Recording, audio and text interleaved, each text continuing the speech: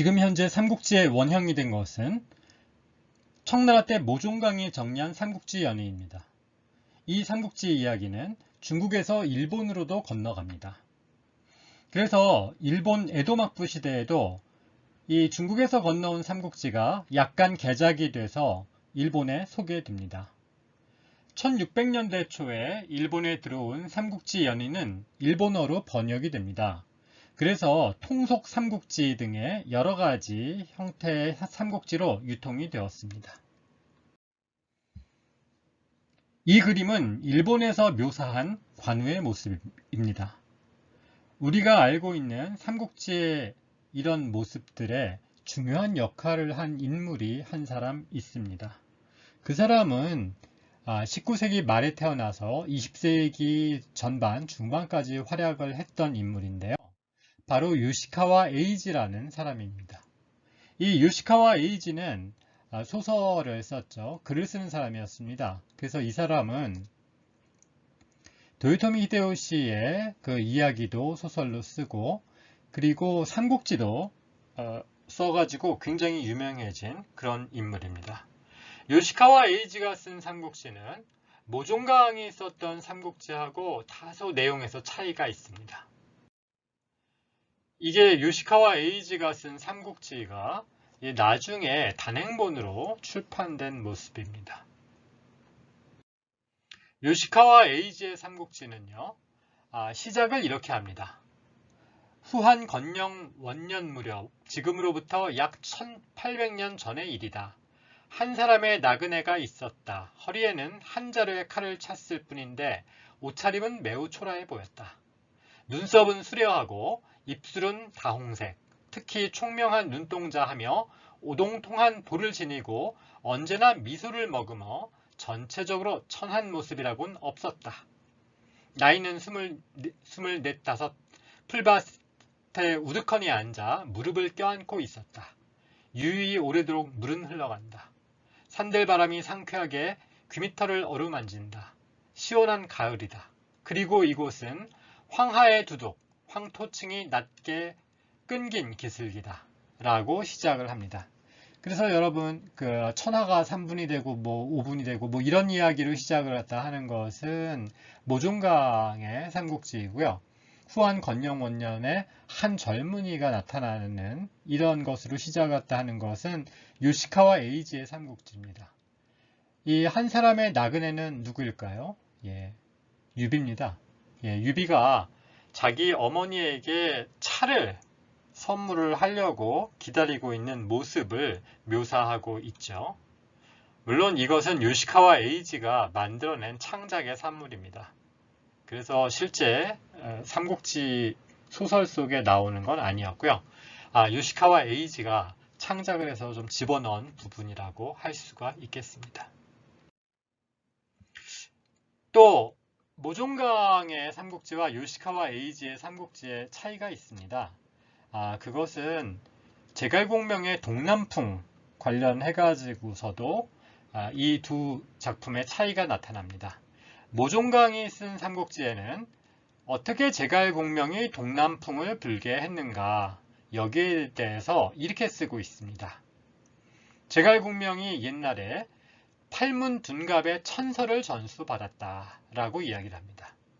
그래서 팔문둔갑의 천서를 받아서 제갈공명은 동남풍을 불 수 있는 능력을 가졌다. 이런 설명이죠. 반면에 요시카와 에이지는 20세기 전반에 주로 살았던 사람이죠.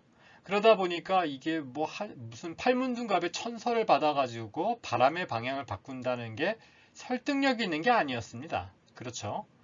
자, 그래서 요시카와 에이지는 모종강이 얘기한 팔문둔갑의 천서에 대한 이야기도 썼지만 그 다음에 이런 이야기를 했습니다. 매년 겨울 11월이 되면 조류와 남방 기온으로 인해서 며칠 동안 남풍이 부는 현상이 일어난다. 이것이 무역풍인데 바로 제갈량은 이 현재 5월에 살면서 매년 겨울에 무역풍이 부는 현상이 있다는 것을 알고 있었다. 그래서 동남풍을 불게 할 거라는 자신감 있게 얘기한 거다라고 설명을 하죠. 요시카와 에이지의 설명이 좀 합리적이죠. 조금 더 과학적이라고 할 수가 있습니다. 그래서 이런 부분들에서 모종강의 삼국지하고 요시카와 에이지의 삼국지는 좀 이외에도 여러 가지 면에서 차이가 있었습니다. 자, 아무튼 이 요시카와 에이지의 삼국지는 일본에서 쓰여져 가지고 우리나라에도 큰 영향을 미쳤습니다. 그래서 예를 들면 요코하마 미츠테루의 삼국지, 이건 만화 삼국지죠. 이것도 바로 요시카와 에이지의 삼국지를 기초로 만들어졌습니다. 그리고 카츠마타 토모하루의 삼국지도 역시 요시카와 에이지의 영향을 받은 삼국지였습니다. 그리고 지금은 우리가 잘 알지 못하지만 우리나라의 유명한 고우영 화백이 그린 삼국지가 있습니다. 이 삼국지는 출간 당시에 굉장히 선풍적인 인기를 끌었죠. 처음엔 그 신문에 연재가 되었다가 나중에 단행본으로 나왔는데 이 고우영의 삼국지는 아마 한국에서 나온 그 만화 삼국지 가운데서 아주 획기적인 그런 삼국지였습니다. 그런데 이 고우영의 삼국지도 역시 요시카와 에이지가 쓴 삼국지를 기초로 해서 만들어진 겁니다.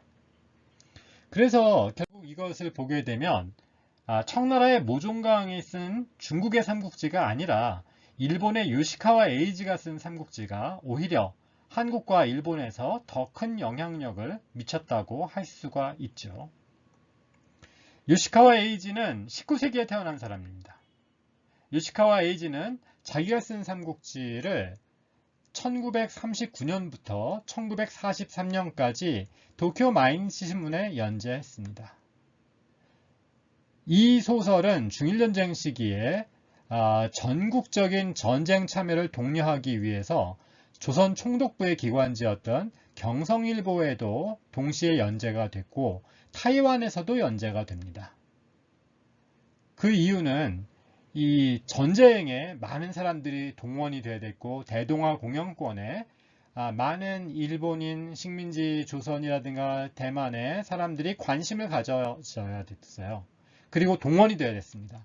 이제 그러기 위해서 이 요시카와 에이지는 당시에 물자가 부족한 상황 속에서도 열심히 이 삼국지를 써가지고 중국에 대한 소개를 했습니다. 자, 1948년이 되면 이 일본이 패망을 한 이후입니다. 그 다음에 일본에서는 이 요시카와 에이지의 책이 단행본으로 나와서 대히트를 치게 됩니다. 그래서 결국 요시카와 에이지의 삼국지는 이후 일본 삼국지의 어떤 정석, 표준이 되어버리게 됩니다. 그래서 실제로 일본과 한국에서 출간한 삼국지 가운데서는 이 많은 그 작품들이 요시카와 에이지의 작품을 중역하거나 그런 경우들이 많았습니다. 그래서 국내에 출판된 삼국지는 크게 보면 청나라의 모종강의 삼국지를 모본으로 하고 있거나 아니면 일본의 요시카와 에이지의 삼국지를 기본으로 하고 있는 크게 두 가지 흐름이 있는데요. 근데 그 가운데서도 우리나라의 소개가 많이 되고 대중들에게 영향력을 크게 행사한 것은 조금 전에 말씀드렸던 요코하마 미츠테루의 삼국지, 만화 삼국지, 카츠마타 토모하루의 만화 삼국지, 그리고 고우영의 삼국지, 그리고 이외에도 소설가였던 정비석의 삼국지라든가 배철수의 만화열전, 뭐 이런 것들은 모두 요시카와 에이지의 삼국지를 기초로 한 것이었습니다. 요시카와 에이지는 중국에서 종군 작가로 활동을 합니다. 그래서 중일전쟁에 참전을 하게 되죠. 당시에 일본은 1937년에 774변으로 중일전쟁을 일으키고 있었습니다.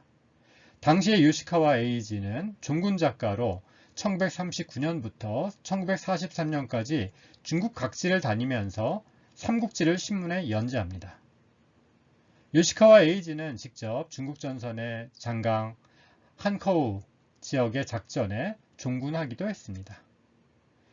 그리고 이 요시카와 에이지의 삼국지는 일본에서 큰 인기를 끕니다. 왜냐하면 중일전쟁이 일어나고 많은 일본의 독자들은 중국에 파견된 일본군, 그리고 일본군에 맞서 싸우는 중국군, 중국인들은 어떤 사람들인지 호기심을 가지고 있었습니다. 왜냐하면 중국의 모택동이라든가 장개석은 적이지만 대동아 공영권을 꿈꾸던 일본인들에게 심적으로 중국인은 적이 아니었습니다. 그래서 그들을 이해할 필요가 있었죠. 물론 이것만 있었던 것은 아닙니다. 당시에 일본의 입장에서는 중국까지 포함한 대동아 공영권을 강화를 해야 됐고, 그러기 위해서는 중국에 대해서 많이 알아야 됐고, 그리고 일본인들이 중국에 대한 관심을 가져줘야 할 필요가 있었습니다. 왜냐하면 당시 중국은 만주 지역에는 만주국을 세우고 있었고, 중국에도 여러 가지 괴뢰 정권을 수립하고 있었죠. 그리고 많은 일본인들이 조선 또는 만주 지역이라든가 중국 내지로 많이 이주를 하고 있었습니다. 자, 아무튼 요시카와 에이지의 삼국지 번역본은 1948년에 일본에서 출판이 된 이후에 우리나라에서도 출판이 됩니다. 그래서 1952년에 서인국이 이 요시카와 에이지의 삼국지를 번역해서 출판합니다. 그리고 그 이후에 한국의 유명한 소설가인 김동리나 황순원 이런 유명한 문학가들의 이름으로 요시카와 에이지의 삼국지가 출판됩니다. 그래서 이런 어떤 요시카와 에이지의 삼국지는 그 이후에 2000년대까지도 쭉 여러 차례 만들어지게 됩니다. 그래서 번역돼서 소개됐는데, 그런데 이렇게 요시카와 에이지의 삼국지가 인기를 끌었던 것은 이유가 있습니다. 왜냐하면 이 요시카와 에이지의 삼국지는 굉장히 생동감이 있습니다. 그래서 인물에 대해서도 세밀한 묘사를 하고 있고요. 그리고 이제 또 하나는 이 정치적인 성향도 가지고 있습니다. 아마 요시카와 에이지는 삼국지를 통해서 당시 1930년대와 40년대 초반 국제정세 그리고 중국의 정세를 이해하려고 했던 것 같습니다. 물론 이런 요시카와 에이지가 당시에 생각했던 그런 상당 부분의 내용들은 그 이후 전후에 모두 삭제가 됩니다. 그래서 정치적으로 해석될 수 있는 내용들이 삭제가 돼서 지금은 유통이 되고 있습니다. 한편 이 삼국지의 등장인물 가운데서 일본인들이 가장 선호하는 사람은 제갈량입니다. 일본의 메이지 시대, 메이지 천황 시대에는 이 삼국시대의 재상이었던 제갈량이 일본의 국정교과서에도 소개가 됩니다.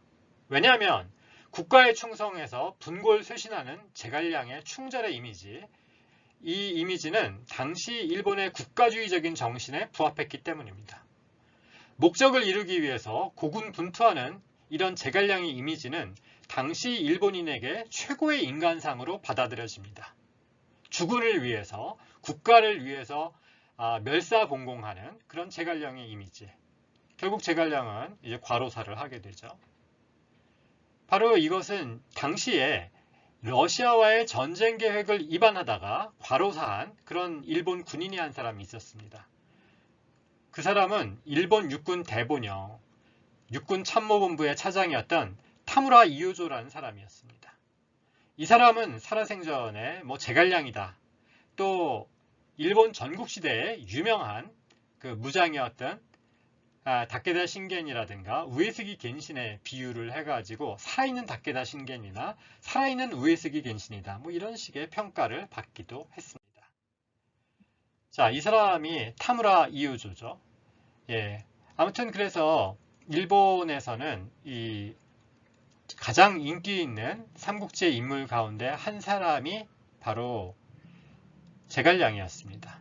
그리고 그 이외에도 이 요시카와 에이지는 조조라든가 이런 사람들에 대해서도 좀 긍정적인 평가를 합니다. 전쟁을 일으키고 통일을 이루려고 노력을 하는 그런 인물들에 대해서 굉장히 긍정적인 묘사를 많이 했어요. 그래서 원판에 비해서 조조라든가 또는 제갈량이라든가 이런 사람들, 통일을 하려고 노력하는 이런 인물들을 긍정적으로 묘사했는데, 이것은 아마도 당시에 일본이 침략전쟁을 벌이면서 이 대동아 공영권을 확대를 해 나가려고 하는 그런 국책과 일치하는 부분들이 있었다라고 할 수가 있겠습니다.